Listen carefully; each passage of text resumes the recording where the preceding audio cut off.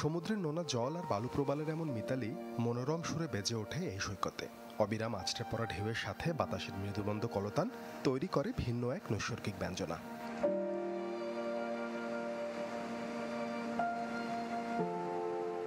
কখনো আবার অবাক বিস্ময়ের দৃষ্টিসীমায় ধরা দেয় নির্ভয় প্রাণ প্রকৃতি। স্নিগ্ধ বিকেলগুলো এখানে উচ্ছল হয়ে ওঠে স্থানীয় শিশু কিশোরদের কলকাকলিতে। দেশের একমাত্র প্রবাল দ্বীপ সেন্ট মার্টিনের এমন রূপ অনেকেরই অদেখা।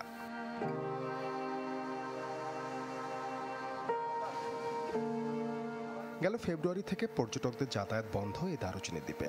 এর আগে পরিবেশ রক্ষায় নভেম্বর থেকে জানুয়ারি এই 3 মাস সেন্ট মার্টিন দ্বীপে যাওয়ার নিয়ম বেঁধে দেয় সরকার। সেন্ট মার্টিন দ্বীপে পর্যটকদের আসা যাওয়া নিয়ন্ত্রিত হওয়ার প্রভাব এরই মধ্যে দৃশ্যমান, তবে জীবিকার সুযোগ সীমিত হওয়ায় কিছুটা আক্ষেপ আছে স্থানীয়দের মাঝে।